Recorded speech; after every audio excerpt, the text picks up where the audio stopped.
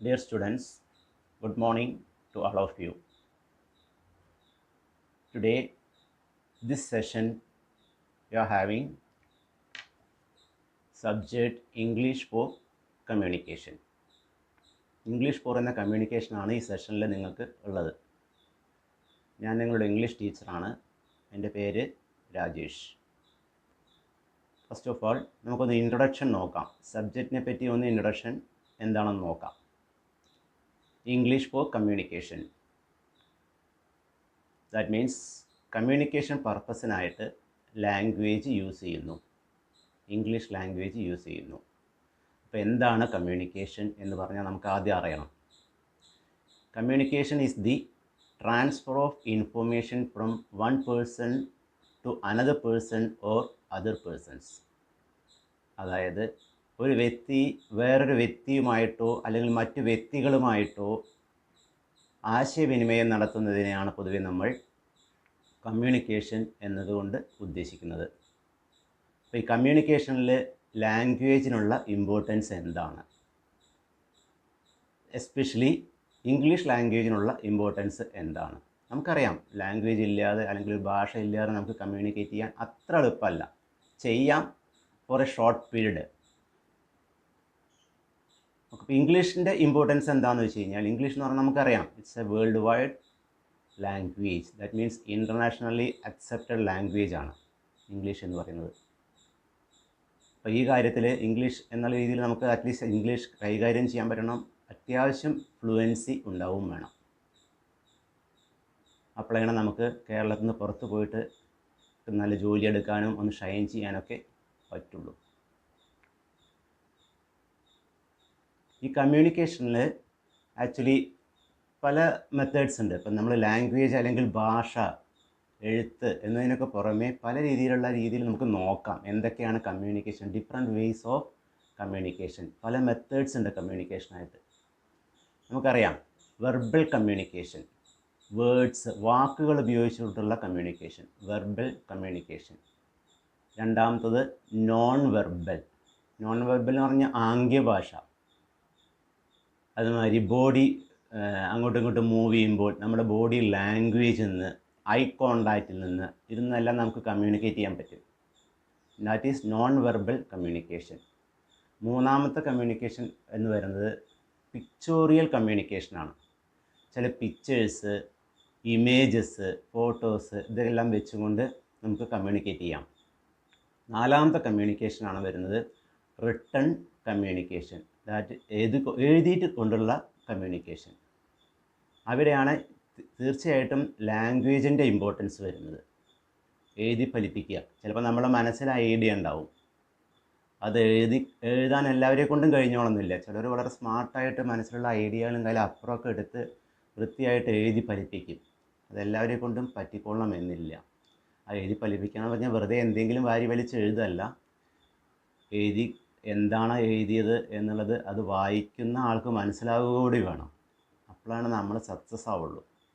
വെറുതെ കുറേ പേജുകൾ നിറച്ച് എഴുതിയാൽ മാത്രം പോരാ. നമ്മൾ എഴുതിയത് വേറെ ആൾക്ക് മനസ്സിലാവണം. അദ്ദേഹത്തിന് വായിക്കുമ്പോൾ അത് മനസ്സിലാവണം എന്താണ് ഈ വ്യക്തി ഇതുകൊണ്ട് ഉദ്ദേശിക്കുന്നത് എന്ന്. അങ്ങനെയാണെങ്കിൽ മാത്രമേ നമുക്ക് എക്സാമിനെല്ലാം നല്ല മാർക്ക് സ്കോർ ചെയ്യാൻ കഴിയുകയുള്ളൂ. Now importance of English for communication. English ഞാൻ ആൾറെഡി പറഞ്ഞു നിങ്ങളുടെ അടുത്ത്. ഇംഗ്ലീഷ് എന്ന് പറഞ്ഞാൽ വേൾഡ് വൈഡ് ആക്സെപ്റ്റഡ് ലാംഗ്വേജ് ആണ്. അപ്പോൾ വളരെയധികം ഇമ്പോർട്ടൻസ് ഉണ്ട് ഇത് കമ്മ്യൂണിക്കേഷൻ പർപ്പസിന് യൂസ് ചെയ്യുന്നതിൽ. നമുക്കറിയാം, നിങ്ങൾ ഒരു എൻജിനീയറിംഗ് സ്റ്റുഡൻ്റ് ആണ്. അപ്പോൾ സ്വാഭാവികമായിട്ടും കേരളത്തിൽ ഒതുങ്ങി ജീവിക്കേണ്ട ഒരു വിഭാഗക്കാരല്ല. കേരളത്തിന് പുറത്ത് പോകേണ്ടി വരും. ഈവൻ ഇന്ത്യക്ക് പുറത്ത് പോലും പോകേണ്ടി വരും നമുക്ക്. അപ്പോഴാണ് ഈ ഇംഗ്ലീഷ് എന്ന ലാംഗ്വേജിൻ്റെ ഇമ്പോർട്ടൻസ് നമുക്ക് മനസ്സിലാവുക. നമുക്കൊരു 3-4 സ്കില്ലുകൾ ഇമ്പ്രൂവ് ചെയ്ത് വരേണ്ടതുണ്ട്. ഈ സബ്ജക്റ്റ് പഠിക്കുന്ന ആ ഒരു മെത്തേഡ് വെച്ചിട്ടാണ് സബ്ജക്റ്റ് നമ്മൾ പഠിക്കുന്നത്. ഇംഗ്ലീഷ് ഫോർ കമ്മ്യൂണിക്കേഷൻ എന്ന സബ്ജക്റ്റ് പഠിക്കുന്നത് പൊതുവേ 4 സ്കില്ലുകളാണ് നമ്മൾ ഡെവലപ്പ് ചെയ്യേണ്ടത്. അതിനെ ചുരുക്കത്തിൽ നമുക്ക് LSRW എന്ന് പറയാം. ചുരുക്കത്തിൽ എൽ എന്ന് പറഞ്ഞു കഴിഞ്ഞാൽ listening, S speaking, then are reading, W writing. LSRW. Listening, speaking, reading and writing.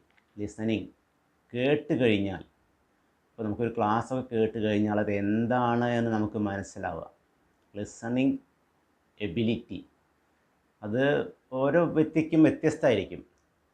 Differs from person to person. ചിലർക്ക് കുറേ നേരം തുടർച്ചയായിട്ടെല്ലാം ശ്രദ്ധിച്ചിരിക്കാൻ പറ്റും, ചിലർക്ക് അത്ര കഴിഞ്ഞോളം എന്നില്ല. ആ ലിസണിങ് എബിലിറ്റി നമ്മൾ ഇമ്പ്രൂവ് ചെയ്ത് കൊണ്ടുവരണം. അതിന് ശേഷമാണ് നമ്മൾ അടുത്ത സ്കില്ലിലോട്ട് പോവുക. That is speaking. കേട്ടിട്ടാണ് നമ്മൾ പറയാൻ പഠിക്കുന്നത്.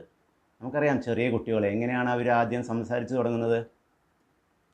വീട്ടിലുള്ള മുതിർന്ന ആൾക്കാർ സംസാരിക്കുന്നത് അവർ ശ്രദ്ധാപൂർവം കേൾക്കുകയും ചെറിയ ചെറിയ ശബ്ദങ്ങൾ പുറപ്പെടുവിച്ചുകൊണ്ട് ഫർദർ അവർ ലാംഗ്വേജിലോട്ട് പതുക്കെ പതുക്കെ പതുക്കെ വരികയാണ് ചെയ്യുന്നത്. അപ്പോൾ കേൾവി ശക്തിയുണ്ട്, കൃത്യമായിട്ട് ശ്രദ്ധാപൂർവം കേൾക്കാൻ പറ്റുമെങ്കിൽ, ലിസണിങ് എബിലിറ്റി ഉണ്ട് എന്നുണ്ടെങ്കിൽ നമുക്ക് സംസാരിക്കാനും കഴിയും. Speaking ability. ദെൻ അടുത്തത് വരുന്ന നമുക്ക് റീഡിംഗ് ആണ്. വായിക്കുക. കൃത്യമായിട്ടും വായിച്ചെടുത്ത് എന്താ എന്ന് മനസ്സിലാക്കുകയും ചെയ്യാം. നാലാമത്തെ സ്കില്ലിലോട്ട് നമ്മൾ ഫർദർ പോകുന്നു. റൈറ്റിംഗ്, എഴുതുക. വായിക്കാൻ അറിഞ്ഞു കഴിഞ്ഞാൽ അത് വായിച്ചത് എന്താണെന്ന് മനസ്സിലാക്കി കഴിഞ്ഞാൽ ഫർദർ നമുക്കത് എഴുതി ഫലിപ്പിക്കാനും കഴിയും. അങ്ങനെ LSRW ഈ 4 സ്കില്ലുകൾ, listening, speaking, reading and writing, ഈ 4 സ്കില്ലുകളാണ് നമ്മൾ ഈ ലാംഗ്വേജ് ഇംഗ്ലീഷ് ഫോർ കമ്മ്യൂണിക്കേഷൻ എന്ന സബ്ജക്റ്റ് പഠിക്കുന്നതിലൂടെ നമ്മൾ നേടിയെടുക്കുന്നത്. അത് ത്രൂ ഔട്ട് നമ്മൾക്ക് ലൈഫിൽ ആവശ്യവുമാണ്. ഈ 4 സ്കില്ലുകളും ഒരാൾ പറഞ്ഞു കഴിഞ്ഞാൽ അത് ശ്രദ്ധാപൂർവ്വം നമുക്ക് കേൾക്കാൻ കഴിയണം. അദ്ദേഹം എന്താണ് പറഞ്ഞത് അതിനനുസരിച്ച് കൃത്യമായിട്ട് നമുക്ക് സംസാരിക്കാനും പറ്റണം. Listening, speaking and then reading. അപ്പോൾ നമുക്ക് വായിച്ചാൽ മനസ്സിലാക്കണം. എഞ്ചിനീയേഴ്സൊക്കെ ആകുമ്പോൾ നമുക്ക് ഒരുപാട് ഉണ്ടാവും. അപ്പോൾ അതെല്ലാം നമുക്ക് വായിച്ചു കഴിഞ്ഞാൽ, കാര്യങ്ങളെല്ലാം വായിച്ചു കഴിഞ്ഞാൽ നമുക്ക് മനസ്സിലാക്കാൻ പറ്റണം. ദെൻ റൈറ്റിംഗ്, എഴുതാനും കൃത്യമായിട്ട് എഴുതാനും പറ്റണം. ഇനി ഇത്രയാണ് സബ്ജക്റ്റിനെ പറ്റിയിട്ട് കൃത്യമായിട്ടും പറയുന്നത്. ഇനി നമ്മൾ സ്ലോലി വളരെ പതുക്കെ പതുക്കെ മുമ്പോട്ട് നീങ്ങുകയാണ്. ഏറ്റവും ആദ്യമായിട്ടുള്ളൊരു ടോപ്പിക്ക് നമുക്ക് സ്റ്റാർട്ട് ചെയ്യാം. ഇന്ന് ജസ്റ്റ് സ്റ്റാർട്ടിങ് മാത്രമാണ്. That is self introduction. നമുക്കറിയാം, നിങ്ങൾ ചെയ്തിട്ടുണ്ടാവും ഇതിനു മുമ്പ്. പലരും 10ാം ക്ലാസ്സിൽ നിന്ന് സ്കൂൾ ലൈഫിൽ തന്നെ ഇത് പഠിപ്പിക്കുന്നുണ്ടായിരിക്കാം, കവർ ചെയ്ത് പോകുന്നുണ്ടാവാം. +2 കഴിഞ്ഞവരാണെങ്കിൽ കുറച്ചും കൂടിയും അതിനകത്ത് അറിഞ്ഞിരിക്കും. സെൽഫ് ഇൻട്രൊഡക്ഷൻ എന്ന് പറഞ്ഞു കഴിഞ്ഞാൽ, മുമ്പൊക്കെ സെൽഫ് ഇൻട്രൊഡക്ഷൻ്റെ ഇമ്പോർട്ടൻസ് എവിടെയാണ് വരുന്നതെന്ന് അറിയാമോ? ആക്ച്വലി നിങ്ങൾ കോഴ്സൊക്കെ കഴിഞ്ഞ് ഒരു ജോലിക്ക് വേണ്ടി അപ്ലൈ ചെയ്ത് ഒരു ജോലി നിങ്ങൾ ഇൻ്റർവ്യൂവിന് വേണ്ടി നിങ്ങളെ വിളിക്കുന്ന സമയത്ത് ഇൻ്റർവ്യൂ ബോർഡിന് മുമ്പിൽ പോയി ഇരിക്കുമ്പോഴാണ് നമ്മൾ ഇതിൻ്റെ എല്ലാം ഇമ്പോർട്ടൻസ് അറിയുക. ഇപ്പോൾ നമുക്കൊരു തമാശയായിട്ട് തോന്നാം, പക്ഷെ അപ്പോഴാണ് അതിൻ്റെ റിയാലിറ്റി നമ്മൾ മനസ്സിലാക്കുക.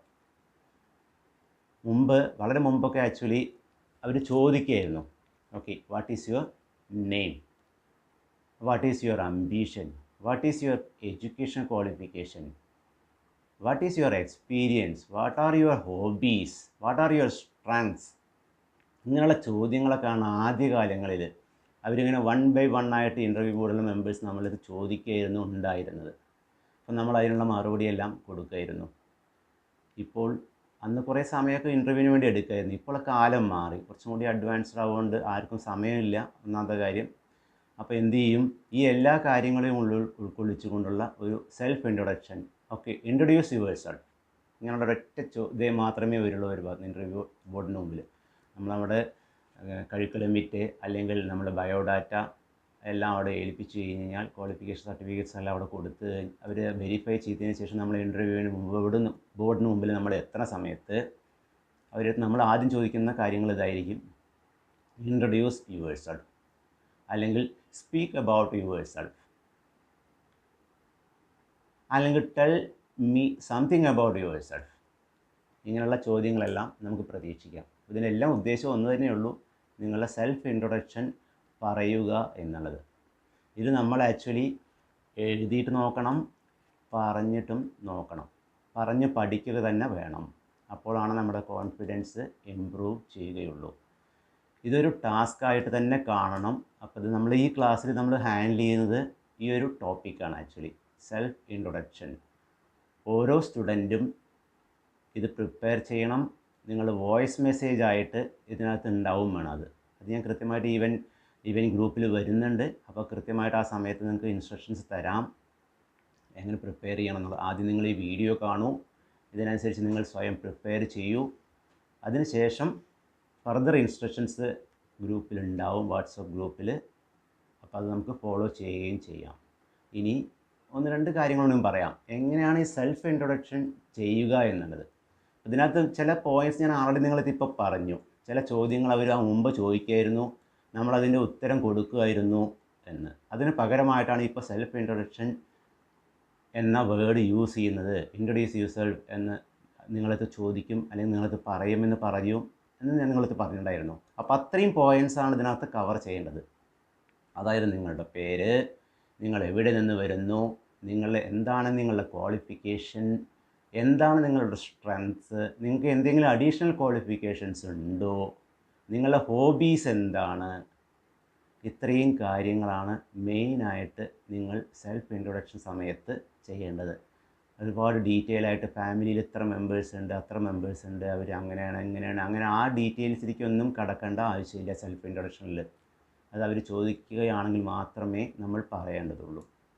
ഇത്രയും പറയുന്നു. ബാക്കി കാര്യങ്ങൾ നമുക്ക് ഗ്രൂപ്പിൽ ഡിസ്കസ് ചെയ്യാം. അപ്പം നിങ്ങളിപ്പോൾ ചെയ്യേണ്ടത് വീഡിയോ കണ്ട ഉടനെ തന്നെ സെൽഫ് ഇൻട്രൊഡക്ഷൻ സ്വന്തമായിട്ട് നിങ്ങൾ 1 by 1 ഓരോരുത്തരും അത് പ്രിപ്പയർ ചെയ്യുക.